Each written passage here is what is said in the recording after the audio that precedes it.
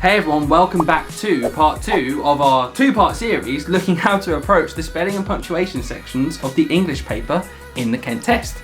If you haven't seen part 1 yet, do be sure to check it out as it's got loads of top tips on how to approach the spelling part of the English paper. Just a quick one before we get started. If you haven't hit that subscribe button and that notification bell, make sure you do so now so you are the first person to see when we upload new content. The first thing to think about is how the punctuation section of the paper actually works. So you'll be given a sentence or a passage to read through. In that sentence or passage, there will be one capital letter or punctuation mistake or no mistakes at all.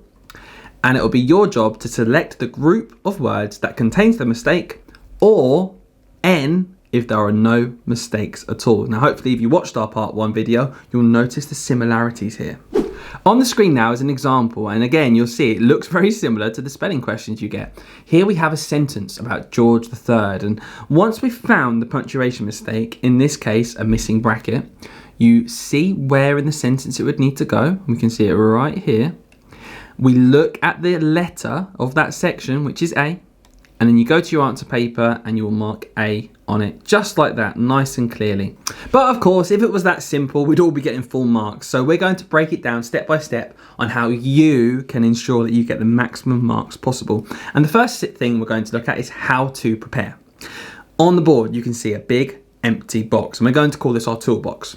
So to find mistakes in the punctuation section of the paper, you need to know every single type of punctuation that can come up in the test. So you've got to train yourself to be able to recall all of the punctuation marks that you can and constantly have them in your mind. And the first technique that we teach children is to write down a toolbox. So I'm going to give you a few seconds to see how many different punctuation marks that you know you've learned in school can you write down on a piece of paper. Have a go now.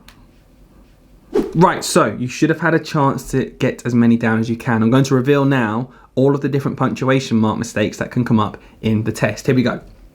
So as you can see, we've got capital letters, that's what the C stands for, full stops, commas, apostrophes, speech, inverted commas, brackets, dashes, semicolons, colons, question marks, and exclamation marks. You need to have all of these at the forefront of your mind. And as we say in almost every part of the test, instead of trying to keep information in your brain, get it down on paper. Write this toolbox down at the top of your punctuation sheet and constantly refer back to it. This is going to help you. It's a very small thing, but it is going to help you prepare to answer these questions to the best of your ability. Before we move on, I do want to just point out that simply knowing these punctuations won't help you to actually get the question right every time. You need to know the rules and how the punctuation marks should be used in writing if you want to spot the mistakes. So if you think, actually, I'm a bit weak on apostrophes or I'm slightly weaker on inverted commas, then be sure to put that in as part of your strategy to practice before the test and make sure you get better and better and better. So now we know how to prepare for the punctuation. Let's take a look at our technique, and again, similarities to spelling. Let's take a look at our box of tricks. So here we have it, a step-by-step guide that if we can get used to will help us build a technique to get as many right answers as we possibly can.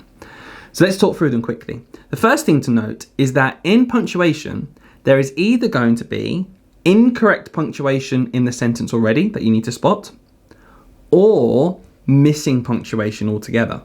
Now, spotting punctuation that's wrong is easier out of these two. The trickier questions tend to be when something is missing. For example, a missing apostrophe can be very hard to spot.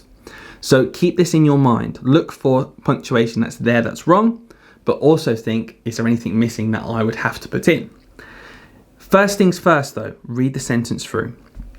If you know it, go for it. These techniques are here to help you if you aren't sure. But if you know 100% that mistake is where you think it is, put it on your paper and move on. But if you're not sure, move down to the next section here. Look at your punctuation toolbox. Just check that you haven't missed something out. You might notice, I didn't think about semicolons. Could there be a semicolon in here that's been missing? Use that to your advantage. Then use deduction. So if you go through each section, maybe starting in section A, you can get rid of section A as an option if you know that it's punctuated absolutely correctly. That way, if you do have to guess, at least it's between fewer options. And finally, if you're still unsure, go for your gut instinct. Remember, it might be N. You could be looking for a mistake that isn't even there. Just keep that in your mind. Now it's time to apply those tips. So, taking a look at this question, let's talk through it together. Remember, incorrect punctuation or punctuation that's missing. So let's take a look. What was our first step? Read the sentence through. If you know it, go for it. Well, let's have a look. It's going to be so strange in August. Well, that's right. I'm going to start ticking now because I know that's one of my other tips. August needs a capital because it's the name of the month. Because my brother is moving to university. Well, I've crossed out university because this is something that can trick people. Sometimes we think university is a proper noun and it needs a capital letter, but it isn't. University isn't a specific name of one university, so actually, that's fine. So D, I can get rid of. D is absolutely fine, it's got a full stop. Brother, my, because there's no punctuation I need to put in there, so it can't be C. So I'm already using deduction here, and I've thought about my punctuation toolbox. I'm going to get rid of sections that I know are correct. Leaves me with B and A. Well, I know August is correct. In and strange, there's no punctuation that needs to go there at all. I'm left with A. The only thing I'm thinking is, to me, my gut is telling me, that's our final tip, that it's... I know that there are two ways to spell it, and one of them doesn't use an apostrophe, and one of them does. Here's how you can check for an apostrophe. Can you swap it with it is, and the sentence still makes sense? If the answer is yes, it needs an apostrophe. So let's try it out. It is going to be so strange. That works. So actually, I know that it needs an apostrophe. So I'm going to stick an apostrophe in here. I know that therefore it was missing punctuation, and the answer is A. Let's take a look at another example, and we're going to refine this process. It's going to become a two-step process. Firstly, we're going to look for punctuation that's in the sentence, whether it's right or wrong. Then, if we've still not found where the mistake might be, we'll start thinking about the missing punctuation, which is slightly trickier to spot. So, looking through this sentence, we, capital letter, start of a sentence, all good. Hope you enjoy Crowsville Theme Park. All three of those have a capital letter. Can we justify that? The answer is yes, because that is the name of the theme park. Crowsville Theme Park is 3 words and all of them are in the title, the name of the place. If it was just theme park, we couldn't justify the capital letters, but we're going to tick it and move on. Full stop, end of a main clause, works on its own, absolutely fine. O for the start of a sentence, yes, it's capital, that's good. And here's where we reveal the truth. There is no shortcut to getting these questions right. If you came across this colon and you know how colons work, you will realise that this is not in the right place. It is not the correct use of a colon. And you'll put D. Now, if you're looking at this video and thinking, what? I wasn't sure how colons work. Does it go there? Doesn't it introduce a clause? I think I've heard of them. Well, this is your cue to go back to the punctuation toolbox and look at every single punctuation mark and just check you know exactly how to use them and in what context they can be used in writing. Once you've mastered that, these questions with this technique become so much easier. By now, these techniques should start to be being embedded, and what I want you to do is just have another look at this question here. Again, thinking of the two-step process. Incorrect punctuation, is there anything there that's wrong? So we can circle that as the answer. And then moving on to missing punctuation, slightly trickier, is there anything I need to put in? Let's take a look. After, capital A, absolutely fine, start of a sentence. The dog almost escaped from, there's no punctuation marks here at all, wait a minute, until the end, full stop. And that's fine because it's the end of a sentence. So incorrect punctuation, there's only 2 there, there's a capital letter and a full stop. So there can't be anything in the sentence that is wrong, that shouldn't be there. So now I'm going to go to step 2, which is missing punctuation. Now, this is likely to be where the mistake will be because a whole sentence with just a capital letter and a full stop in the punctuation test, it could be done. Let's just check. After, the thing about after is, I know that's a time conjunction. And I know that if I've got a time conjunction, or in fact any conjunction at the start of a sentence, I've probably got 2 clauses. And 2 clauses with a conjunction at the start we'll need a comma somewhere in the middle. So I'm going to say this sentence out loud, and the real trick with commas, it's a real lovely trick that we all do. Our brain kind of knows where they go anyway. So if we read the sentence out loud, there might be like a natural pause where that clause ends. Let's just see if it works. After the dog almost escaped from the garden, fences have been installed.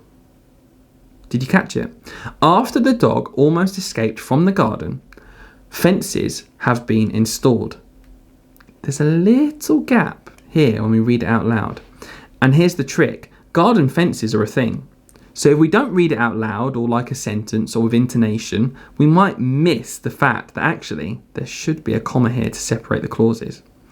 Between garden and fences, there's a natural break in our speech. Our brain knows that we're separating two clauses out, and we need to put a comma in to separate them.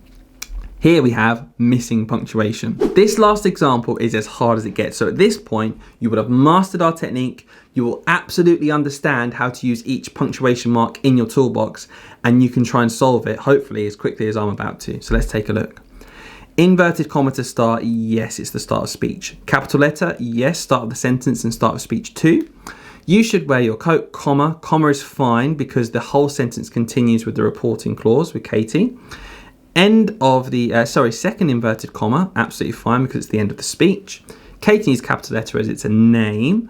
Full stop is fine because that's the end of a sentence. You should wear your coat is a clause that works on its own. So we finish off with a full stop after the reporting clause. Then Katie carries on talking. So it's a new inverted comma, absolutely fine. Apostrophe with its. Well, you know what you can do here. We can check, does it is work? Is it a contraction? It is incredibly cold outside. Yes, so that's fine.